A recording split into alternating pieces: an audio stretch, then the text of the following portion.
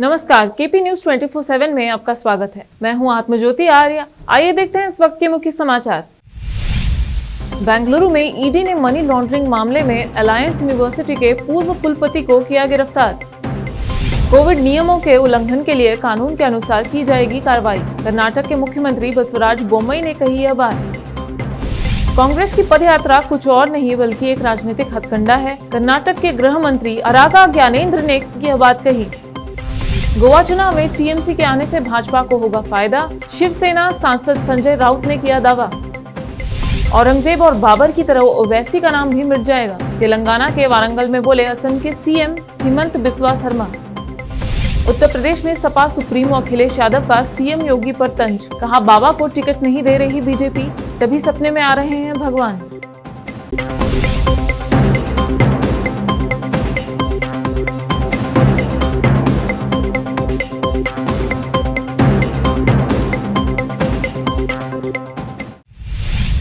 अब समाचार विस्तार से। प्रवर्तन निदेशालय ईडी ने अलायंस यूनिवर्सिटी के पूर्व चांसलर मधुकर जी अंगूर को मनी लॉन्ड्रिंग के एक मामले में यूनिवर्सिटी के फंड से 107 करोड़ रुपए के गबन के आरोप में गिरफ्तार किया। ईडी ने अंगूर, प्रियंका बीएस और रवि कुमार के खिलाफ दर्ज 4 प्राथमिकी के आधार पर जांच शुरू की थी। 3 आरोपियों ने 2016 से 2017 तक खुद को अलायंस यूनिवर्सिटी बैंगलोर के परिसर के अंदर शारीरिक रूप से दर्ज किया था। इस दौरान आरोपियों ने कथित तौर पर लगभग 4500 छात्रों के माता-पिता को ईमेल और नोटिस के माध्यम से आधिकारिक खातों में शुल्क जमा नहीं करने की सूची दी थी। अलायंस यूनिवर्सिटी और इसके बजाय उनके द्वारा श्रीवारी एजुकेशनल सर्विसेज के नाम पर अवैध रूप से खोले गए बैंक खाते, इस प्रकार ट्यूशन फीस, हॉस्टल फीस आदि के नाम पर आरोपी द्वारा कथित तौर पर 107 करोड़ रुपए की ठगी की गई। कर्नाटक के मुख्यमंत्री बसवराज बोम्मई ने रविवार को कहा कि कानून के अनुसार कार्रवाई की जाएगी, क्योंकि उन्होंने सरकार के कोविड का उल्लंघन करके कावेरी नदी पर मेकेदातु परियोजना को लागू करने की मांग करते हुए पदयात्रा के साथ आगे बढ़ने के लिए कांग्रेस नेताओं पर निशाना साधा। कोविड-19 प्रतिबंध। मुख्यमंत्री ने बड़ी पुरानी पार्टी पर जिम्मेदार विपक्ष की तरह व्यवहार करने के बजाय मेकेदातु मुद्दे पर राजनीति करने का भी आरोप लगाया। बोम्मई ने कहा, मैंने अपनी पार्टी के महत्वपूर्ण नेताओं और वरिष्ठ मंत्रियों की एक बैठक बुलाई है, जहां हम बेंगलुरु विकास, मेकेदातु परियोजना और पदयात्रा सहित कई मुद्दों पर चर्चा करेंगे।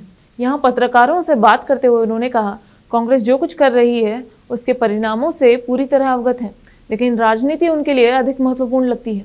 जब परियोजना से संबंधित मामले लंबित हैं, एक जिम्मेदार राजनीतिक दल के रूप में जो पहले सत्ता में रहे हैं और सिस्टम, कानून, अंतरराज्यीय जल विवाद क्या है, अदालत और ट्रिब्यूनल के आदेशों से पूरी तरह अवगत हैं। उन्हें नहीं होना चाहिए कि पदयात्रा के साथ आगे बढ़ें, लेकिन राजनीति उनके लिए महत्वपूर्ण लगती है। लोग तय करेंगे, बोम्मई ने कहा। कर्नाटक के गृह मंत्री अरागा ज्ञानेंद्र ने मेकेदातु बांध मुद्दे पर कांग्रेस नेताओं द्वारा की गई पदयात्रा को राजनीतिक नौटंकी बताते हुए कहा कि कांग्रेस नेताओं को कावेरी जल के हमारे हिस्से का उपयोग करने में अपनी चूक के लिए माफी मांगनी चाहिए। प्रेस से बात करते हुए मंत्री ने कहा कि कांग्रेस नेताओं ने सत्ता में रहते हुए मेकेदातु परियोजना पर डीपीआर तैयार करने में 5 साल का समय लिया और इसे शुरू करने के लिए अमूल्य समय खो दिया। उन्होंने कोविड-19 प्रतिबंधों और नियमों के उल्लंघन के मामले में कार्रवाई करने की भी चेतावनी दी। कर्नाटक में कोविड-19 मामलों में वृद्धि के कारण सप्ताहांत में कर्फ्यू लगाए जाने के बावजूद राज्यसभा सांसद मल्लिकार्जुन खड़गे सहित कई कांग्रेस नेताओं की उपस्थिति में मेकेदातु परियोजना के लिए पदयात्रा शुरू की गई। संगमा में 168 किलोमीटर पदयात्रा का उद्घाटन किया गया। कहा जाता है कि पहले दिन कांग्रेस नेता डीके शिव कुमार के पैतृक ग्राम डोडालहल्ली पहुंचने के लिए 15 किलोमीटर की दूरी तय करनी पड़ती है। यात्रा 19 जनवरी को एक सार्वजनिक रैली के साथ बेंगलुरु में समाप्त होने की संभावना है। शिवसेना सांसद संजय राउत ने गोवा विधानसभा चुनाव से पहले कांग्रेस विरोधी रुख अख्तियार करने के लिए तृणमूल कांग्रेस को आड़े हाथों लेते हुए रविवार को दावा किया कि तटीय राज्य में ममता बनर्जी नीत पार्टी की मौजूदगी से सबसे ज्यादा लाभ भाजपा को होगा।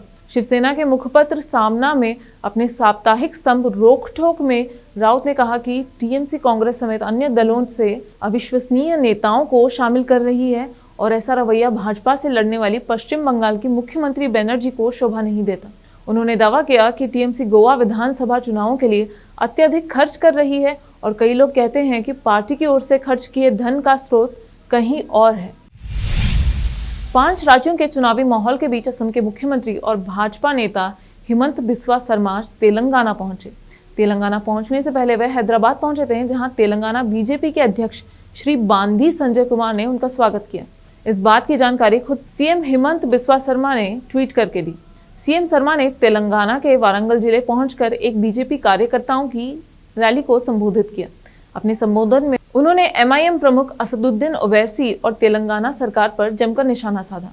उन्होंने कहा कि जिस तरह से जम्मू कश्मीर में अनुच्छेद 370 को खत्म कर दिया गया और जिस तरह से अयोध्या में राम मंदिर का निर्माण शुरू हुआ है, ठीक उसी तरह यहाँ भी निजाम का नाम और ओवैसी का नाम मिट जाएगा। वह दिन ज्यादा दूर नहीं। उत्तर प्रदेश में सपा सुप्रीमो अखिलेश यादव ने मुख्यमंत्री योगी आदित्यनाथ पर खूब तंज कसा। इस दौरान उन्होंने दावा किया कि बीजेपी योगी आदित्यनाथ को विधानसभा चुनाव में टिकट नहीं दे रही है, इसलिए सपने में भगवान आने की बात कर रहे हैं। दरअसल एजेंडा उत्तर प्रदेश में अखिलेश यादव से पूछा कि आपके सपने में तो भगवान कृष्ण आ रहे हैं, आप राम परशुराम वोट के लिए नहीं कर रहे हैं। इस पर अखिलेश यादव ने कहा, बात अधूरी नहीं होनी चाहिए, बीजेपी के लोग इनको टिकट नहीं दे रहे हैं। हमारे बाबा मुख्यमंत्री जी को भारतीय जनता पार्टी टिकट नहीं दे रही। तो अक्सर हमें सुनने को मिलता है और अखबारों में पढ़ने को मिलता है कि कभी यहाँ से लड़ेंगे, कभी वहां से लड़ेंगे। एक किसी व्यक्ति के सपने में भगवान आए और उन्होंने पत्र लिख दिया और उनके लिए टिकट मांगी। अब लेते हैं छोटा सा ब्रेक, जल्द लौटते हैं ब्रेक के बाद। हिंदुस्तान के हर कोने में हम हैं मौजूद।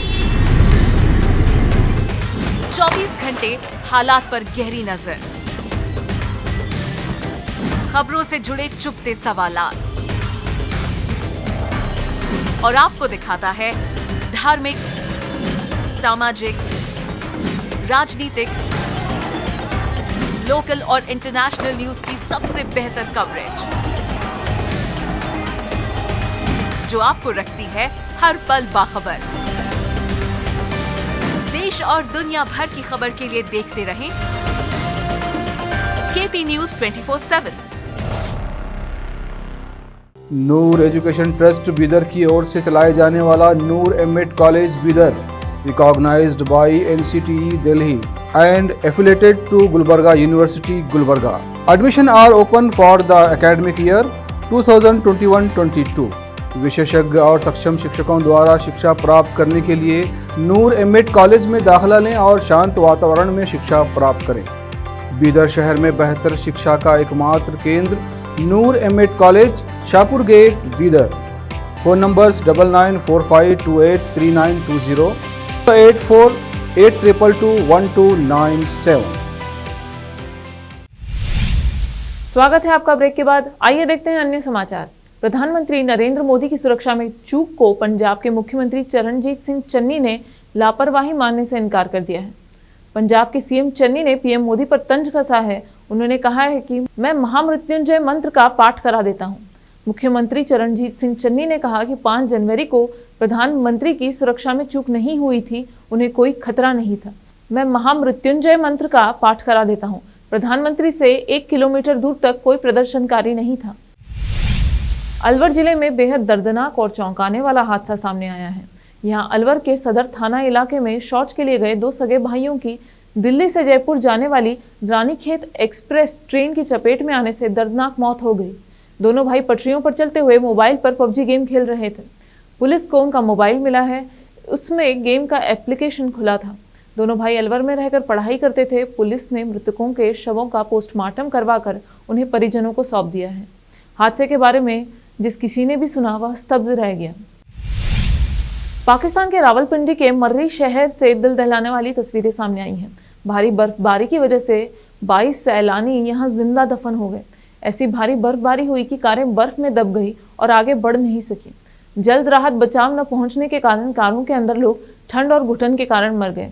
इस घटना के कई ऐसे दर्दनाक वीडियो सामने आए हैं जो यहाँ शेयर नहीं किए जा सकते। मर्री में कारों के ऊपर ऐसी मोटी बर्फ जमी थी और करीब 1000 गाड़ियां रास्ते में फंसी रहीं।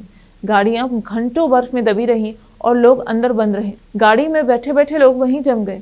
इनमें कई महिलाएं और बच्चे भी शामिल हैं। हालांकि करीब 1100 लोगों को बचाया गया है। काजोल और अजय देवगन की बेटी न्यासा देवगन के सोशल मीडिया पर बहुत चर्चे हैं। न्यासा की नई तस्वीरें आते ही सोशल मीडिया पर वायरल हो जाती हैं। काजोल और अजय की बेटी होने के कारण लोग न्यासा के बारे में जानने को बहुत एक्साइटेड भी रहते हैं। इसी क्रम में न्यासा की कुछ खूबसूरत तस्वीरें सोशल मीडिया पर सामने आई हैं, जिसे देखने के बाद लोगों को यकीन नहीं हो रहा है कि ये वही मासूम बच्ची हैं। इन तस्वीरों में न्यासा को हॉट रेड ड्रेस में देखा जा सकता है, जिसमें उनकी खूबसूरती देखते ही बन रही है। आखिर में फिर एक बार देखते हैं मुख्य समाचार। बेंगलुरु में ईडी ने मनी लॉन्ड्रिंग मामले में अलायंस यूनिवर्सिटी के पूर्व कुलपति को किया गिरफ्तार। कोविड नियमों के उल्लंघन के लिए कानून के अनुसार की जाएगी कार्रवाई, कर्नाटक के मुख्यमंत्री बसवराज बोम्मई ने कही यह बात। कांग्रेस की पदयात्रा कुछ और नहीं बल्कि एक राजनीतिक हथकंडा है, कर्नाटक के गृह मंत्री अरागा ज्ञानेंद्र ने यह बात कही। गोवा चुनाव में टीएमसी के आने से भाजपा को होगा फायदा, शिवसेना सांसद संजय राउत ने किया दावा। औरंगजेब और बाबर की तरह ओवैसी का नाम भी मिट जाएगा, तेलंगाना के वारंगल में बोले असम के सीएम हिमंत बिस्वा शर्मा। उत्तर प्रदेश में सपा सुप्रीमो अखिलेश यादव का सीएम योगी पर तंज, कहा बाबा को टिकट नहीं दे रही बीजेपी, तभी सपने में आ रहे हैं भगवान।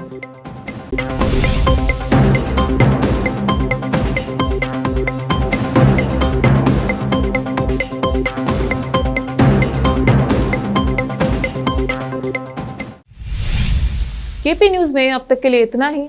देश प्रदेश के समाचारों के लिए देखते रहिए केपी न्यूज 24/7। धन्यवाद।